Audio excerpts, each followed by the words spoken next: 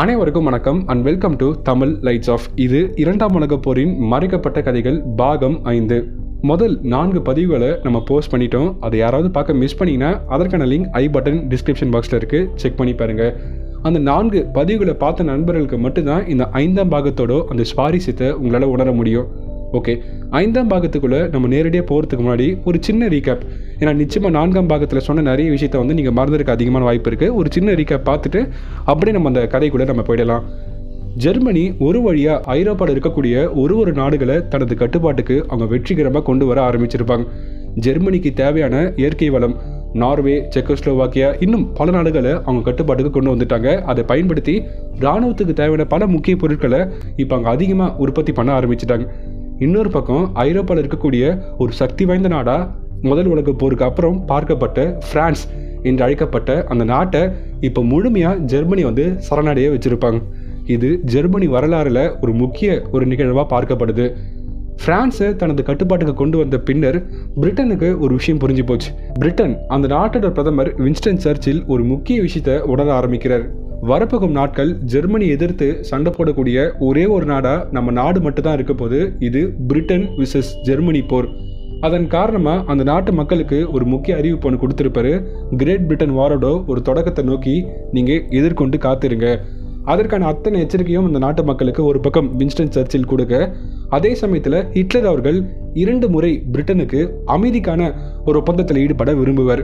Hitler திரும்ப சொன்ன ஒரு வார்த்தை என்னதுன்னா, எனக்கு பிரிட்டன் மீது தாக்குதல் பண்ண எந்த விதமான விருப்பமும் இல்லை, நீங்கள் தேவைப்பட்டால் எங்ககிட்ட அமைதியை நீங்கள் சரணடைய நீங்கள் விருப்பம் தெரிவிக்கலான்னு சொல்லிட்டு ஹிட்லர் ஒரு பக்கம் சொல்ல, பேச்சுவார்த்தைக்கே இடம் இல்லை. அது மட்டும் இல்லாமல் எங்கள் நாட்டு மக்கள் இப்போவுமே சரணடைய மாட்டாங்கன்னு சொல்லிட்டு வின்ஸ்டன் சர்ச்சில் ரொம்ப உறுதியாக இருந்திருப்பார்.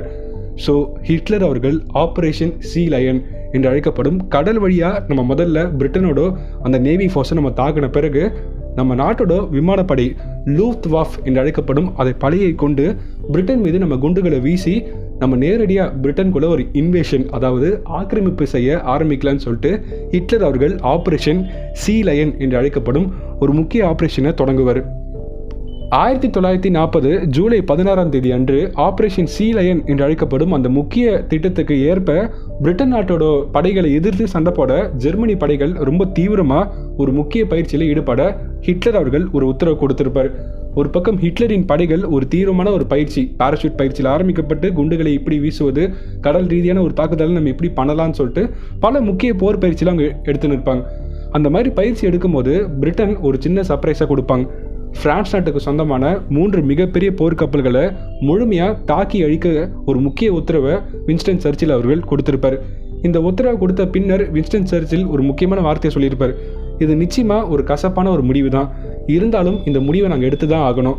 ஏன்னா இப்போ பிரான்ஸ் நாட்டோட அந்த மிகப்பெரிய போர்க்கப்பல்கள் எல்லாமே பிரான்ஸுக்கு சொந்தமான கப்பல்கள் இல்லை.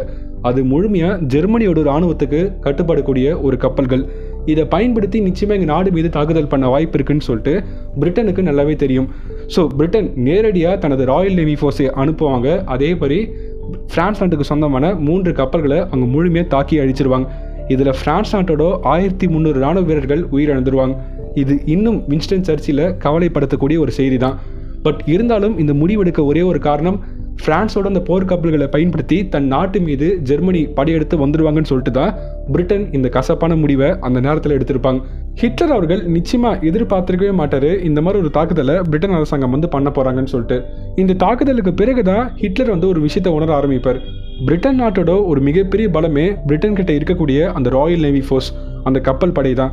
ஸோ நம்ம நேரடியாக அந்த கப்பல் படையை நம்ம மோத முடியாது. அதற்கு முன்பு பிரிட்டன் நாட்டோட அந்த ஏர்ஃபீல்ட் பேசஸ், கோஸ்ட்கார்டில் இருக்கக்கூடிய அந்த கப்பல்களை நம்ம முதல்ல தாக்கி அழித்த பிறகு தான் நம்ம பிரிட்டனுக்குள்ளே இன்வைட் பண்ணணும், அதாவது பிரிட்டனுக்குள்ளே அந்த ஆக்கிரமிப்பை நம்ம பண்ண தொடங்கணும்னு சொல்லிட்டு ஹிட்லர் அவர்கள் உணர்ந்திருப்பார்.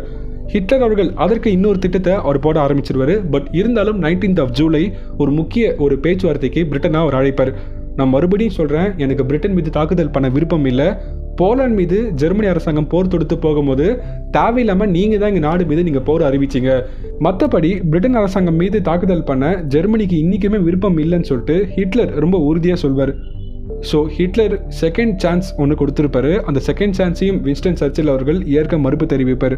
அதன் பிறகு என்ன ஆகும்னு சொல்லிட்டு நீங்கள் பாகம் 4 பார்த்துருப்பீங்க. பலமுறை விமானப்படையை கொண்டு சவுத் ஈஸ்ட் அதாவது பிரிட்டன் இருக்கக்கூடிய அதிகமான ஓடுகளம் மற்றும் ரன்வே, அதிகமான விமான தளங்களை தாக்கி அழிக்க ஒரு முக்கிய உத்தரவு கொடுப்பாரு.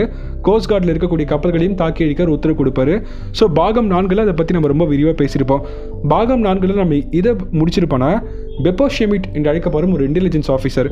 இந்த நபர் தான் ஜெர்மனி நாட்டோட விமானப்படை தளபதி ஹெர்மன் கோரிங் அவர்களுக்கு கீழே இருக்கக்கூடிய ஒரு முக்கியமான நபர் பெப்போ ஷெமிட். ஸோ இந்த நபர் கொடுக்கக்கூடிய அந்த இன்டெலிஜென்ஸ் இன்ஃபர்மேஷன்ஸை பேஸ் பண்ணி தான் ஹெர்மன் கோரிங் அவர்கள் விமானப்படையை நம்ம இப்படிலாம் தாக்கலான்னு சொல்லிட்டு பல முக்கிய முடிவுகளை அவர் எடுப்பார். ஆனால் பெப்போ ஷெமிட் அவர்கள் பல தவறான தகவல்களை மட்டும்தான் அவர் கொடுப்பார். ஜெர்மனி பல முறை விமானப்படையை பயன்படுத்தி தாக்குதல் பண்ண முற்படும் போதெல்லாம் பிரிட்டன் ஒரு கடுமையான ஒரு எதிர் தாக்குதலை அவங்க பண்ணியிருப்பாங்க. ஆனால் அதை பற்றி இதுவுமே பெப்போ ஷெமிட் அவர்கள் ஹெர்மன் கோரிங் கிட்ட சொல்லியிருக்கவே மாட்டார். அவர் சொல்கிற ஒரே ஒரு வார்த்தை என்னதுன்னா, இந்த முறை நம்ம 50 பிரிட்டிஷ் விமானத்தை நம்ம சுட்டு வீழ்த்திட்டோம். ஆனால் உண்மை என்னதுன்னா 10 விமானங்கள் மட்டும்தான் அவங்க சுட்டு வீழ்த்திருப்பாங்க. ஆனால் ஜெர்மனி பக்கம் கிட்டத்தட்ட 70லேருந்து 80 விமானத்தை அவங்க இழந்திருப்பாங்க. இதை பற்றிலாம் பாகம் 4 ரொம்ப விரிவாக பார்த்துருப்பீங்க. அதன் பின்பு பிரிட்டன் அரசாங்கம் ஒரு சுவாரஸ்யமான ஒரு விஷயத்தை கண்டுபிடிப்பாங்க. ஜெர்மனியோட ஒரு விமானம் பிரிட்டனில் கீழே விழுந்து நொறுங்கிடும். அந்த மாதிரி நொறுங்கும் போது நிக்கி பீன் என்று அழைக்கப்படும் ஒரு வார்த்தையை கண்டுபிடிப்பாங்க. அதன் பின்பு தான் இந்த வார்த்தைக்கான அர்த்தம் என்னதுன்னா இரவு நேர தாக்குதல். ஜெர்மனி ஒரு ரேடார் டெக்னாலஜியை பயன்படுத்தி இரவு நேரத்தில் குண்டை வீசுவாங்கன்னு சொல்லிட்டு பிரிட்டன் அரசாங்கம் உணர ஆரம்பிக்கிறாங்க. இரவு நேரத்தில் ஒரு தாக்குதலை பண்ணக்கூடிய ஒரு டெக்னாலஜி ஜெர்மனி கிட்ட இருக்குன்னு சொல்லிட்டு பிரிட்டன் ஒரு மிகப்பெரிய ஒரு குழப்பத்தில் இருப்பாங்க. ஒரு ரேடார் சிக்னல்ஸை பயன்படுத்தி இரவு நேரத்தில் அந்த விமானி ஒரு சரியான விஷயம் இல்லைனா கூட பரவாயில்ல, அந்த குறிப்பிட்ட இடம் மீது ஒரு குண்டை வீசக்கூடிய ஒரு திறன் பெற்ற ஒரு டெக்னாலஜி தான் ஜெர்மனி அந்த டைமில் உருவாக்கியிருப்பாங்க. இதை பார்த்துட்டு பிரிட்டன் கொஞ்சம் கன்ஃபியூஷன் இருப்பாங்க. ஏன்னா பிரிட்டன் நாட்டோட ஒரு நம்பகரமான ஒரு டெக்னாலஜி என்னதுன்னா அந்த டவுடிங் சிஸ்டம். ஸோ இதை பற்றிலாம் நம்ம ரொம்ப டீட்டெயிலாக பார்ட் 4 பேசியிருப்போம். இப்போ நம்ம அப்படியே பார்ட் 5 ஒரு என்ட்ரி கொடுக்கலாம். ஸோ கதையே இப்போ தான் ஸ்டார்ட் ஆகுது. Part 5 story. ஒரு பக்கம் பிரிட்டன் அந்த விஷயத்தை கண்டுபிடிச்ச பிறகு கொஞ்சம் ஷாக்கிங்கில் இருப்பாங்க. அதே மாதிரி ஹெர்மன் கோரிங் அவர்களும் ரொம்பவே அதிர்ச்சியாக இருப்பார். அதற்கு காரணம் என்னதுன்னா, ஒரு முறை அவர் ஜெர்மனியோட அந்த ஸ்டூகார்டை பாம்பரோட அந்த எண்ணிக்கையை பார்க்கும்போது நிறைய ஸ்டூகார்டை பாம்பரை அவர் மிஸ் பண்ணுவார். ஸோ இங்கே நிறைய ஸ்டூகார்டை பாம்பர் இருக்கிற பட்சத்தில் ஏன் ரொம்ப கம்மியாக இருக்குன்னு சொல்லிட்டு கேட்பாங்க. அப்போ தான் அங்கே இருக்கக்கூடிய விமானிகள், அங்கே இருக்கக்கூடிய ராணுவ வீரர்கள் ஒரு உண்மையை சொல்வாங்க. இது மாதிரி நம்ம பல ஸ்டூகார்டை பாம்பரை நம்ம எழுதிட்டோம்னு சொல்லிட்டு ஹெர்மன் கோரிங் கிட்ட ஒரு உண்மையை சொல்வாங்க. அந்த உண்மையை கேட்டு ஹெர்மன் கோரிங் ரொம்பவே அதிர்ச்சி ஆவார். இது வரைக்கும் நம்மளுக்கு கொடுக்கப்பட்ட அத்தனை இன்ஃபர்மேஷன்ஸுமே ஒரு தவறான ஒரு இன்ஃபர்மேஷன் சொல்லிட்டு அவர் உணர ஆரம்பிப்பார். பெப்போ ஷெமிட் மீது அவர் என்ன நடவடிக்கை எடுத்தாருன்னு சொல்லிட்டு வரலாறுல எங்கேயுமே பதிவிடப்படலை. ஸோ பெப்போ ஷெமிட் மீது நிச்சயமாக அவர் ஏதாவது பண்ணியிருப்பார். பட் அது வரலாறுல எங்கேயுமே அதை மென்ஷன் பண்ணலாம், பெப்போ ஷெமிட் அவர் என்ன பண்ணாருன்னு சொல்லிட்டு. அதற்கு பதிலாக ஹெர்மன் கோரிங் பண்ண இன்னொரு விஷயத்தை அங்கே மென்ஷன் பண்ணியிருப்பாங்க. ஹெர்மன் கோரிங் உடனடியாக ஒரு மீட்டிங்கை ஒன்று அரேஞ்ச் பண்ணுறாரு. அந்த மீட்டிங்கில் முழுக்க ஜெர்மனி நாட்டோட விமானப்படை ராணுவ வீரர்கள் மட்டும் தான் கலந்துக்கிறாங்க. அவர் ஒரு வார்த்தையை சொல்கிறார், இனிமேல் வரப்போகும் நாட்கள் நம்ம குண்டுகளை வீசணும்னா நம்மளுக்கு ஸ்டூகார்டை பாம்பர் ரொம்பவே முக்கியமானது. அந்த ஸ்டூகார்டை பாம்பரை பாதுகாக்க நம்ம கிட்ட இருக்கக்கூடிய 109, அதாவது மற்ற விமானத்தை சுடக்கூடிய அந்த மெஷிமிட் 109, அந்த விமானத்தை பற்றி நம்ம பார்ட் 4 நம்ம பேசியிருப்போம். ஸோ பார்ட் 4 பார்த்தாங்க மட்டும்தான் இந்த பார்ட் 5 ரொம்ப இன்ட்ரெஸ்டிங்காக இருக்கும். நான் மறுபடியும் சொல்கிறேன். ஸோ அந்த 109 அந்த மற்ற விமானத்தை சுடக்கூடிய அந்த திறன் பெற்ற விமானத்தை ஸ்டூகார்டை பாம்பருக்கு ரொம்ப க்ளோஸாக நீங்கள் பார்க்க வைக்கணும். யாருமே நம்ம ஸ்டூகார்டை பாம்பர் மீது சுடவே கூடாது. அப்படி சுட முற்பட்டால் நீங்கள் உடனே அந்த எதிரியை நீங்கள் சுட்டு வீழ்த்தினோன்னு சொல்லிட்டு ஹெர்மன் கோரிங் அவர்கள் ஒரு முக்கிய உத்தரவு ஒன்று கொடுப்பார்.